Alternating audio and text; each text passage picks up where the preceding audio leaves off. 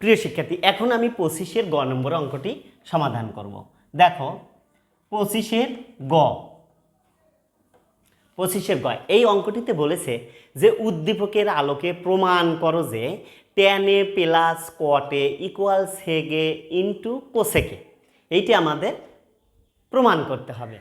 তাহলে দেখো উদ্দীপকের আলোকে এখন আমি খ থেকে পাই, খ থেকে পাই পাই তাহলে খ থেকে আমরা কি পেয়েছি? sec a equal x square plus 1 divided x square minus 1, এইটি আমরা পেয়েছি। এখন এইটা কি করব? আমরা পিথাগোরাসের উপপাদ্য থেকে আমরা আর একটা মান বের করব। দেখো তাহলে আমরা একটা চিত্র আঁকায় নিই। চিত্রটা হলো এইটা হলো চিত্র। যেহেতু এখানে এ আছে থিটা কোণে, এই যে থিটা কোণে আছে, তাহলে এ এখানে দিলাম, আর সমকোণটা আমরা বি দিলাম, আর এখানে সি দিয়ে দিলাম। এইটা হলো একটা সমকোণী ত্রিভুজ। এখানে আমরা এই মানটা কি করব? বসিয়ে দেব। তাহলে সেগ এ সমান কি লেখা যায়? সেগ এ সমান লেখা যায় হলো, যেহেতু সেগের বিপরীত কস, কবরে ভূত অনেক, কবরে ভূত অনেক, তাহলে সেগ হলে উল্টে যায়, তাহলে অনেক ভূত, তাহলে অনেক ভূত। তাহলে এক্স স্কোয়ার প্লাস 1 এইটা হলো অতিভুজ, আর হলো এক্স স্কোয়ার মাইনাস 1, অর্থাৎ সেগুলো যেহেতু অনেক ভূত মানে অতিভুজ বাই ভূমি, তাহলে আমরা এইটা দিলাম। এখন আমরা লম্বটা বের করব। দেখো লম্বটা যদি বের করতে চাই তাহলে লিখব পিথাগোরাসের উপপাদ্য থেকে, পিথাগোরাসের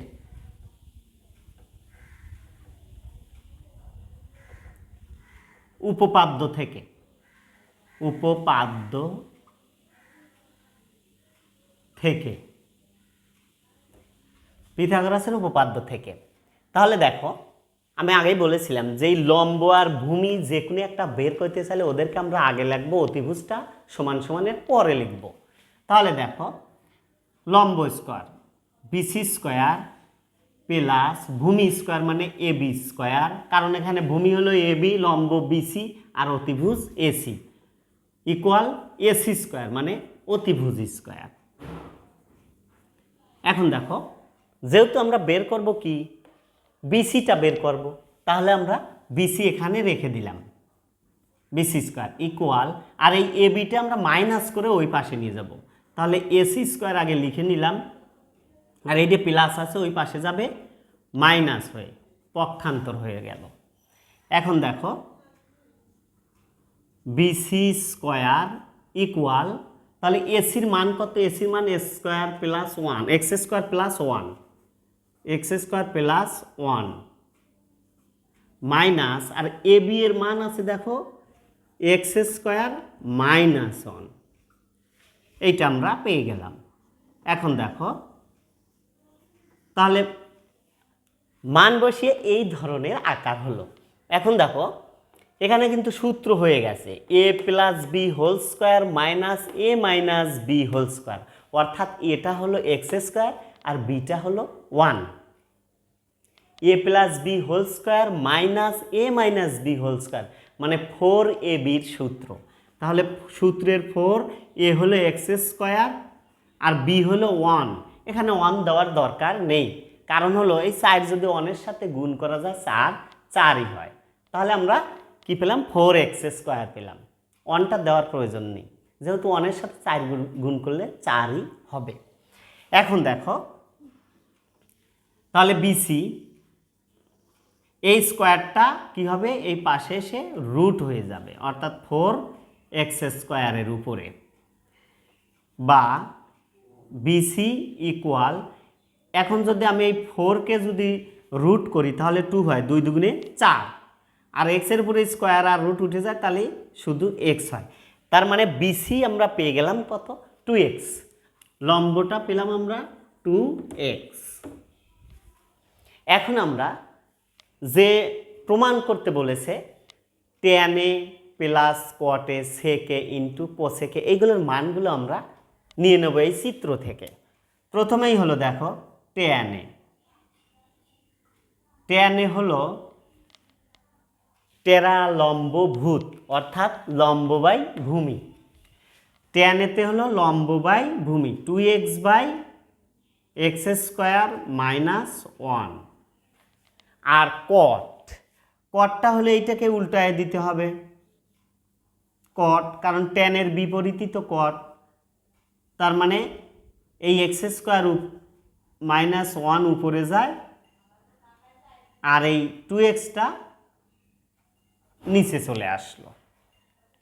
তাহলে আমরা ট্যান কট দুটোর মানই পেলাম। এখন সেকের মান কিন্তু আমাদের আছে, সেকের মান আছে। এখন আমরা কোসেকের মানটা নিয়ে আসব। দেখো তাহলে কোসেক এ ইকুয়াল, কোসেক এ ইকুয়াল হলো, কোসেক হলো সাইনের বিপরীত, সাইন হলো সাগরের লবণ অনেক, লম্ব বাই অতিভুজ, লম্ব বাই অতিভুজ। তাহলে কোসেক উল্টে যাবে অতিভুজ বাই লম্ব। তাহলে অতিভুজ কত আছে x² + 1 আর লম্ব আছে 2x। তাহলে আমরা সবগুলো মান কিন্তু পেয়ে গেলাম, ট্যান কট কোসেক এবং সেকের মান তো আমাদের আছে।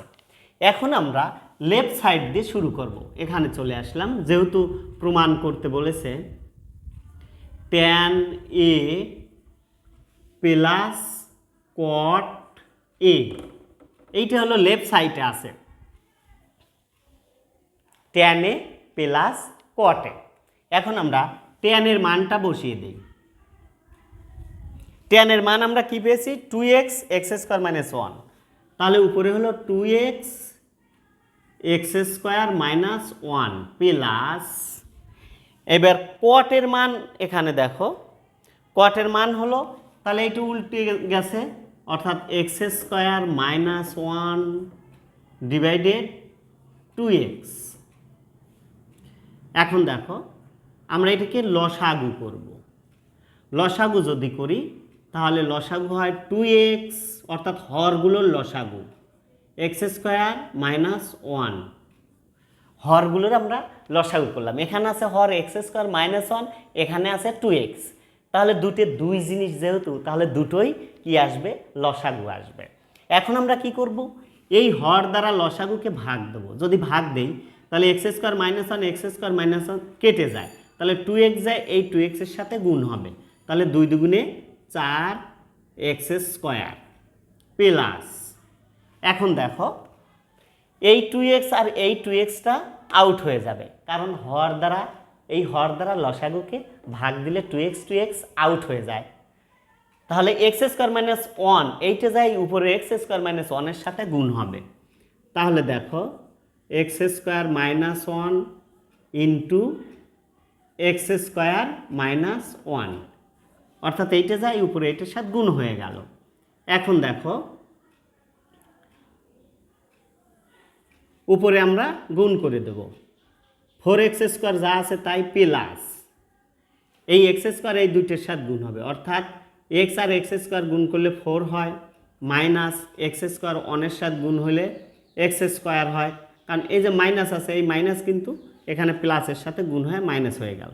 এখন আমরা এই -1টা আবার এই দুইটার সাথে গুণ করে দেব, তাহলে মাইনাস x হককে x², এরপরে মাইনাস মাইনাসে প্লাস 1 হককে 1 হয়ে গেল, আর নিচে আছে কত 2x ইন্টু x² - 1। এরপরে দেখো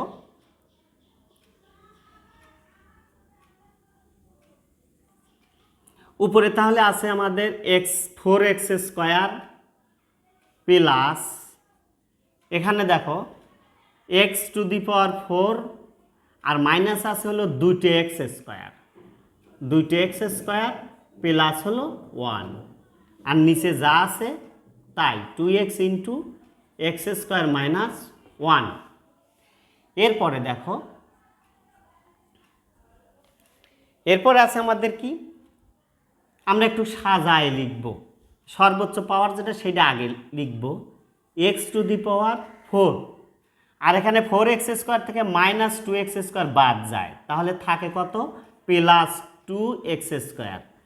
কারণ হলো এখানে কিন্তু আমি গুণ করছি না যে প্লাস মাইনাসে মাইনাস হবে, এটা যোগ বিয়োগ করছি, যার কারণে 4 থেকে 2 বাদ দিলে 2x স্কোয়ার থাকে, এবং এই প্লাসের মান বড় 4x স্কোয়ার, তাই প্লাস মানটা বসলো। অর্থাৎ যেটার সংখ্যা বড় সেই সংখ্যার চিহ্ন বসে, এই 4-এর চিহ্ন প্লাস ছিল তাই প্লাস বসে গেল। এরপরে দেখো এই প্লাস 1, আর নিচে আছে কি 2x into x square minus 1। তাহলে আমাদের লেফট সাইড কিন্তু আমরা এইটা পেয়ে গেলাম। এখন আমরা রাইট সাইডটা আমরা লিখব। দেখো তাহলে এখানে আমি রাইট সাইড লিখতে পারি। রাইট সাইড আছে হলো আমাদের sec A into cosec A, cosec A, এইটা আছে। তাহলে দেখো এই সেকের মান কত আছে?